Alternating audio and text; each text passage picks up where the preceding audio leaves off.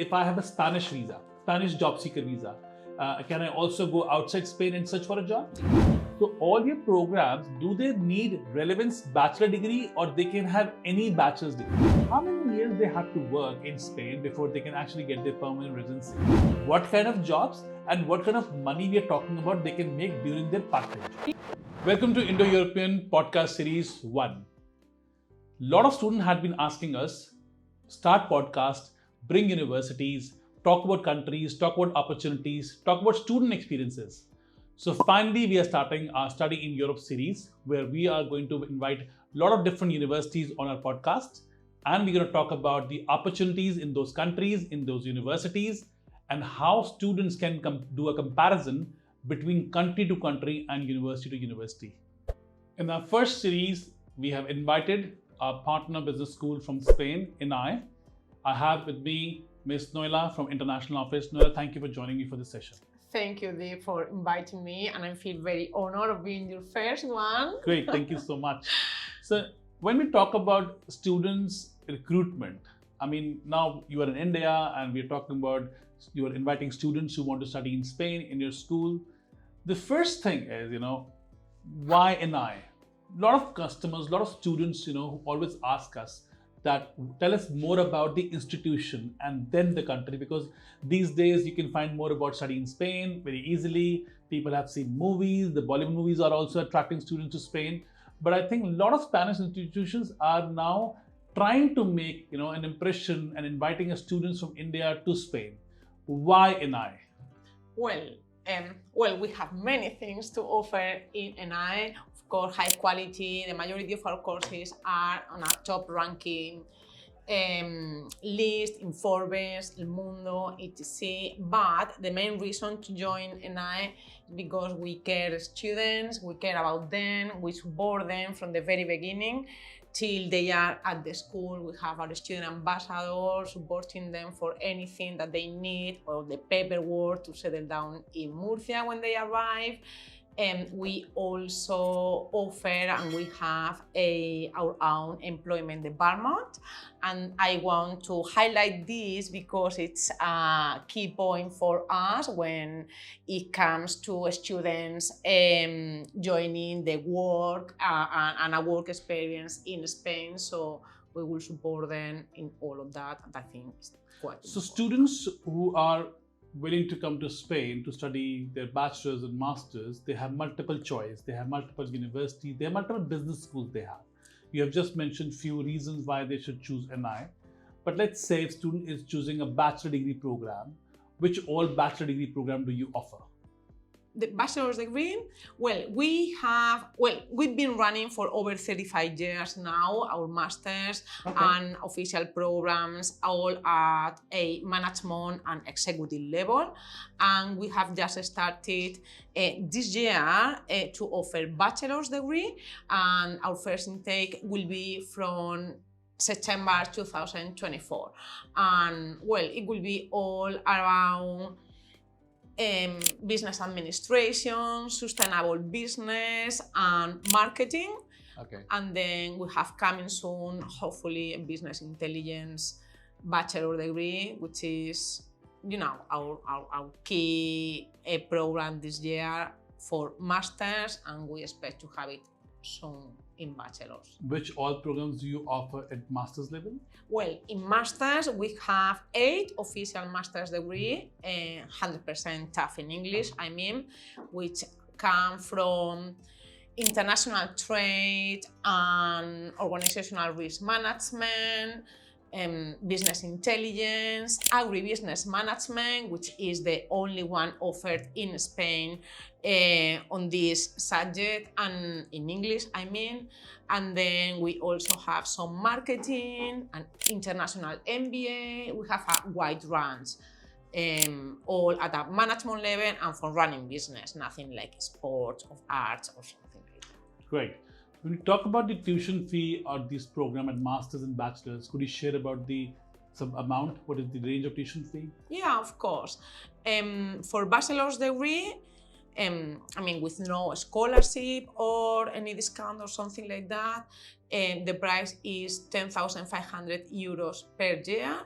And then for master's degree is 11,900 euros. And master's degree duration is going to be 1 year. Yes. All your masters are 1 year. Yes. And your bachelor degree is going to be 3 years or 4 years? 3 years. Because they are, well, I should highlight that they are US qualifications, not European qualifications. So the bachelors are, we made them as in a partnership with Pan American University, and they are 3 years long. Okay. In Spain, you have 2 years masters and 1 year masters both. Could you give some difference between what is the difference between 1 and 2 year masters for the audience?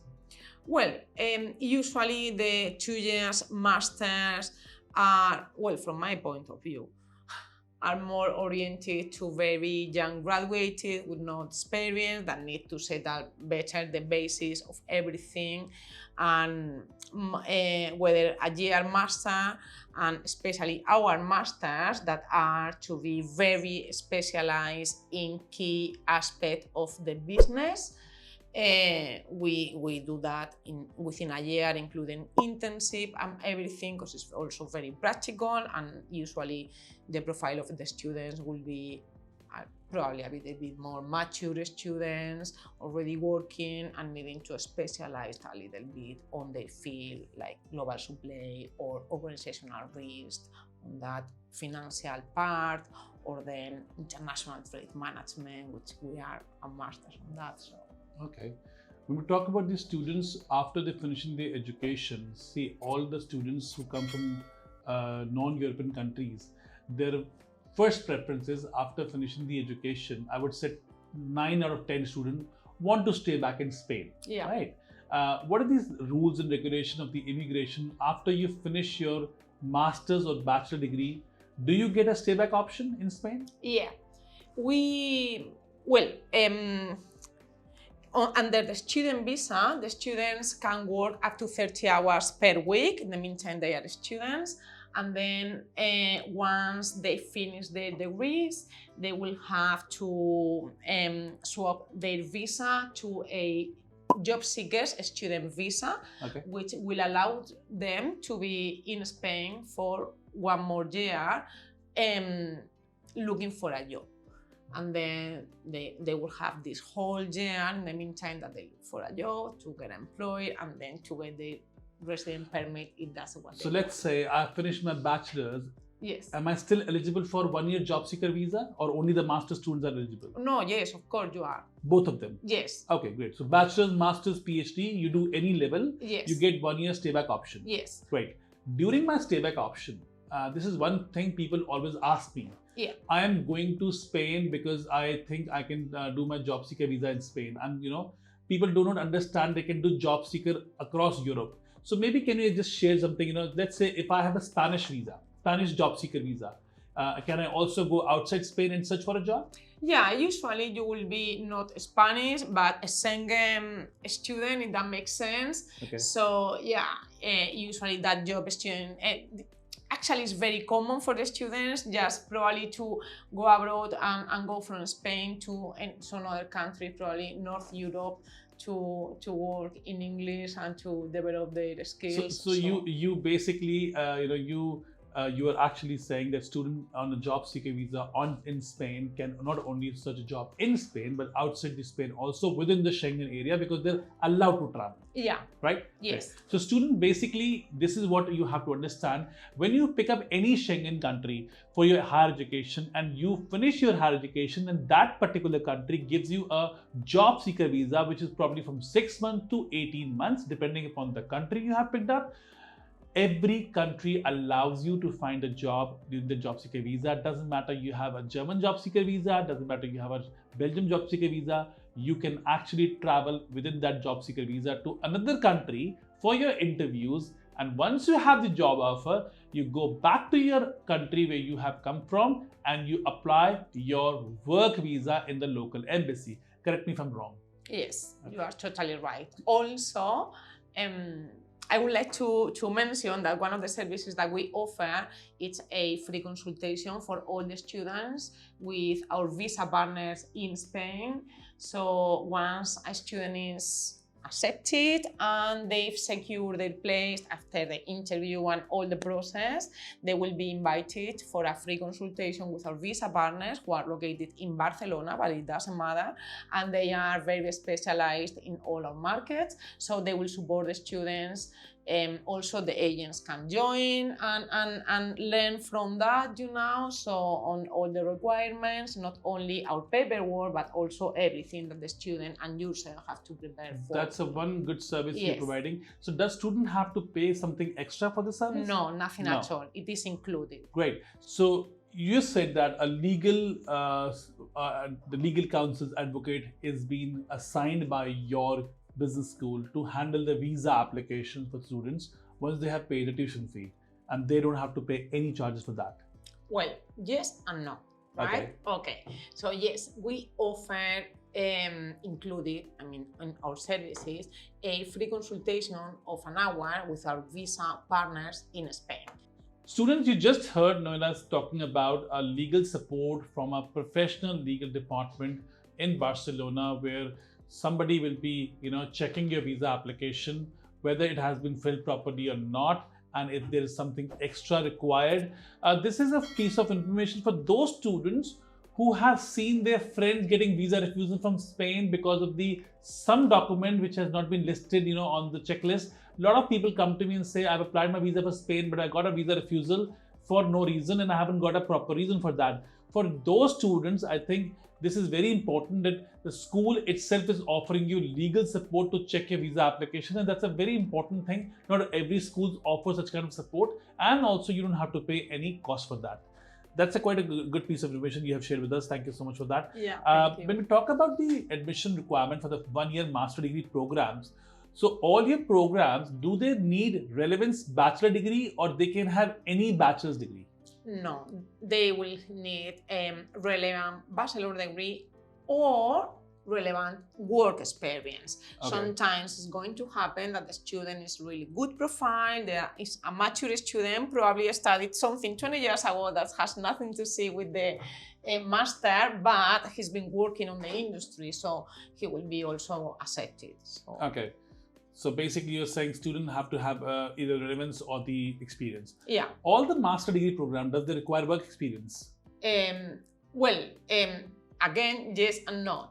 The work experience will always help them. Okay. If they have relevant academic background, they will be considered. But if they don't have, and also they are lack of experience, like 1 or 2 years or something like that, they will be rejected. When we talk about the students' GPA in their bachelor degrees, so you said you have programs in masters. So you said how many programs do you have in masters? 8 programs. 8 programs. Yes. So if a student have to have a minimum GPA in their bachelors to apply, or they can apply with any GPA?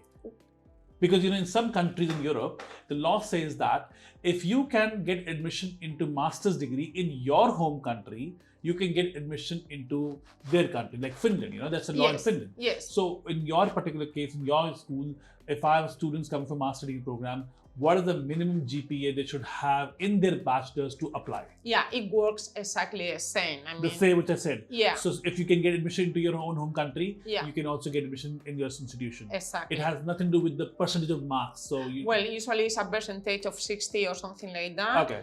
But yeah, there is a claiming in somewhere in my brochure that say that you are admitted in your home country with your, at the master degree. Right.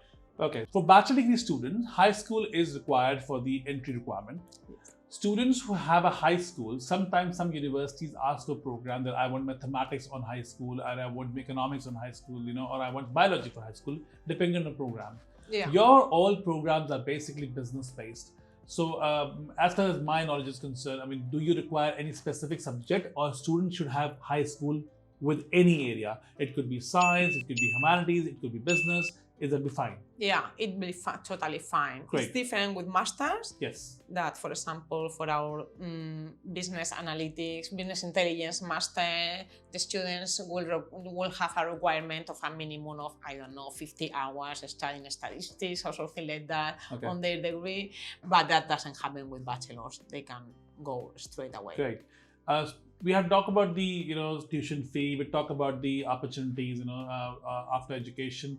Let's talk about the part-time job opportunity also, because I think that's a very important topic for our audience, I'm sure. And I think when we talk about part-time job opportunities, a lot of people will really want to listen to this very carefully, because a lot of Indian students, when they go abroad, they want to work part-time during their studies. When we talk about part-time opportunities, you said 30 hours a week student can work part-time.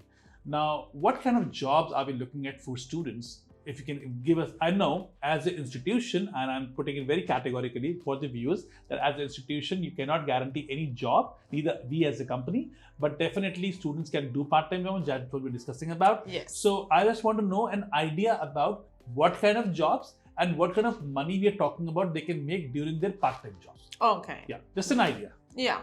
Well, as you really well said, we cannot guarantee any part-time job or something like that. I did the job perfectly. I mean, we guarantee the internship, and then we are very into, when they graduate, to get them into a job, because we have like partnership with different companies and so on. But for a student's job, which is usually hospitality industry, that kind of thing, restaurants, and working as a student, yeah, I think that's the normal that they will start from, as we all started when we studied abroad. Absolutely. I knew it, but I wanted to come from you for the audience. Yeah, that will be the normal. I mean, I don't think they will have any issue, but it will be that, I think. And then the minimum wage right now in Spain for a full-time basis, on a full-time basis, it might be like 1,200 euros or something like that. So on a part-time basis, they can get like something like 700 up to 900 or something like that, I believe. Between 700 to 1,200, you're saying? Yeah. Okay, depending on the job they're doing. Depending on the job and depending on the hours that you are doing, but the minimum wage on a full-time basis, which is 40 hours per week, it's like 1,200 euros or something like that. So you're saying 700 is something we are on 30 hours basis, 700 to 800 Yeah, euros. minimum, I think, like 700 to 900 or something like that. Okay. When we talk about these jobs, students who have some good skills, like IT skills, right? Can they get better jobs? Of course. There are opportunities in your city? Yes. So I'm talking about only your city now. I'm not talking about Spain. I know. Right? Yes. And you have campuses in which all cities? No, we have campus only in Murcia. In Murcia, okay. Yes. So in Murcia also people can have IT jobs, you say? Yes. Right. And are you close to beach? Yes, we are very close to it. Okay, which means that a lot of tourism job as well. A lot of tourists come here, right? So a lot of hospitality students can also, apply for the masters, because then they can also do part-time job in those areas. Yeah. When we talk about the student finishing their education, and let's say they get job, also in Spain, when they are getting this job in the job seeker visa, they will of course have to convert it into a work permit, right? Post their job seeker visa. Yeah. How many years they have to work in Spain before they can actually get their permanent residency? Well, I'm not very honest. I'm not very sure of that, to be honest. I think 5 years. Altogether? Yeah. Okay. So 5 years you have to spend to get it. But they can be on a work permit for 2, 3, 4, 5 years and have all the rights as a citizen. Okay. Yeah. So if I have got a 1-year master degree, 1-year job seeker visa, and after that 3 years, or you want 5 years after I started full-time working?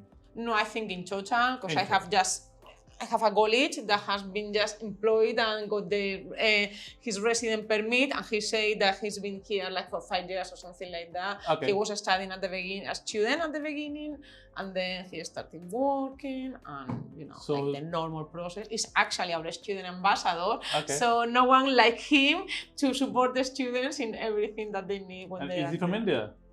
No, he's from Mexico. Mexico. Yeah, but foreigner at the end of the day. So basically, he's saying 5 years he has spent, and now he's getting his PR, and he did his masters also there, and I'm sure job seeker. So technically 5 years altogether, you say. Great. So when we talk about the opportunities for people after the education, so once the student do your masters, where all you place them? You just mentioned internships.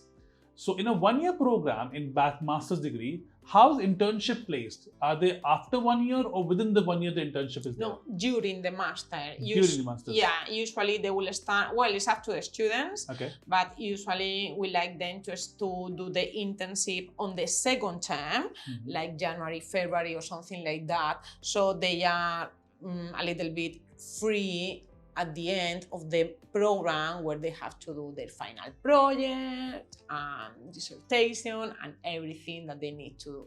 So yeah, it will be during the master. If they don't do it during the master, they will have to do it afterwards. But the idea is to merge all together. So in 1 year, this starts in September. Yes. And they finish in June. July. Yes. And they do their internship from when, between this period? Yeah, from January to March or something like that. Okay, so which means that the September to January they study, Jan to March they do an internship. And study. As well. Then they will have 2 days per week lessons. Okay, which is from March till July. From the internship will be like from January to March or something like that. Okay. And then after Easter, okay, it will be like normal lessons till the end of the course. So these 3 months when they do internship, it's a paid internship? Well, no, it depends on the companies. We cannot guarantee that either. Okay. I mean, very often they give the students like some pocket money to help them with the transport and yeah, probably with the food or something like that, but it's not mandatory and we cannot guarantee. Thank you so much for joining for this session, and it's a very important session for us because it's the first podcast we are telecasting now. Any message you have for our audience, please go ahead. Okay, thank you. Well, I've been very thankful for being here. I really appreciate you invited me to be the first one. Well, just to mention that it's really nice to study in Murcia. The weather is very similar to the one that we have here, which it will help you. We eat a lot of vegetables as well and everything that you eat, so you won't miss your food. Just get a little bit of spicy because we don't use that much in Spain. And well, any ENAE student, it will be also a University of Murcia student. Our campus is in the main campus in Murcia, which means that they will have access to all the facilities of the campus, canteen, and any event that the students of the University of Murcia organize. They will be welcome to join at any time. Great. Thank you so much. Thank you very much. Namaste. Namaste. Press the bell icon on the YouTube app and never miss another update.